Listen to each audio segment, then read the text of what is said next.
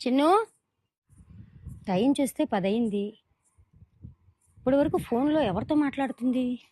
నేను మీరు చెప్పినట్టే 1000 రూపీస్ తీసి ఉంచాను మా అమ్మకి తెలియకుండా. రేపు ఎలాగైనా మనం పార్టీ చేసుకోవాలి, ఓకే కదా? మా అమ్మకి తెలియకుండా డబ్బులు తీసానని మీరెందుకు టెన్షన్ పడుతున్నారు? మా అమ్మకంత తెలివి లేదు. మా అమ్మకంట తెలివి లేదని నాకెలా తెలుసా? మా నాన్న రోజు నా ముందే తిడుతూ ఉంటారు కదా, ఇంట్లో పని తప్ప బయట పని నీకు చేత కాదు, నువ్వు వేస్ట్ దానివి అని నా ముందే తిడుతూ ఉంటారు. మా నాన్న నా ముందే మా అమ్మని కొట్టినా తిట్టినా ఆమె మూలను కూర్చొని ఏడుస్తుంది తప్ప ఏం చేయదు.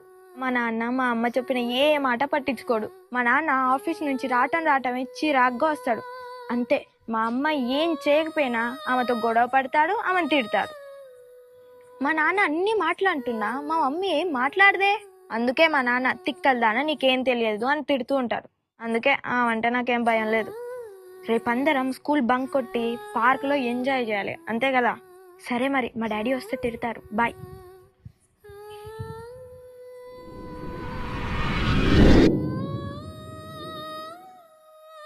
అంటే నాన్న కోప్పడతాడని కిందకు వస్తున్నావా? అమ్మ కంగారు పడుతున్నాను కాదా?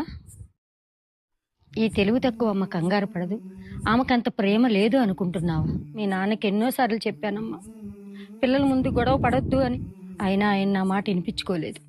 మీ నాన్న తిడుతుంటే మూలను కూర్చొని ఏడుస్తానా? నాకేమీ చేత కాదా? భలే కనిపెట్టావమ్మా. నువ్వు ఏం చేసినా నేను కనిపెట్టలేను అనుకుంటున్నావా? నువ్వు డబ్బులు తీసిన విషయం కూడా నాకు తెలుసమ్మా. ఎలాగూ నేను ఏమీ అనలేను. మరి మీ నాన్నకు చెప్పమంటావా? ఓ, అయినా మీ నాన్న నా మాట పట్టించుకోడు కదూ. ఫ్రెండ్స్తో చెప్తున్నావు కదా. మీ నాన్న నాతో గొడవ పడుతుంటే తిరిగి నేను ఆయనతో గొడవ పడడం పెద్ద లెక్కేం కాదు.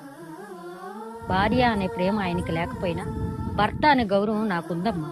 అయినా నేను పోటీ పడి గొడవ పడితే మీరేమైపోతారు, ఎటు వెళ్ళిపోతారు? నా పిల్లలకి తండ్రి ప్రేమ దూరం కాకూడదని నేను భరిస్తూ ఇక్కడ ఉంటున్నాను. చదువుకున్నాడనే మాటే కానీ పిల్లల ముందు ఏం మాట్లాడాలో కూడా తెలుసుకోలేని అజ్ఞాని అమ్మా. ఆయన ఎలాగో నన్ను అర్థం చేసుకోలేదు. నేను మీకోసమే బతుకుతున్నానమ్మా. మీరు కూడా అర్థం చేసుకోకపోతే ఎలా? అమ్మ ఇంట్లోనే ఉంటుంది కదా, ఏమీ తెలియదు అనుకోకండి నాన్న. మీ ప్రతి కదలికను కనిపెట్టేది నేనే, కనిపెట్టుకొని ఉండేది నేనే. రామ్మ, అన్నం తిందువు కానీ నాన్న వస్తే కోప్పడతారు. సారీ అమ్మా, ఇంకెప్పుడు అలా మాట్లాడను. నిన్ను నిజంగా అర్థం చేసుకోలేదమ్మా. I'm extremely sorry. సారీ అమ్మా. ఈ కథ కల్పితం మాత్రమేనండి, ఎవరిని ఉద్దేశించినది కాదు.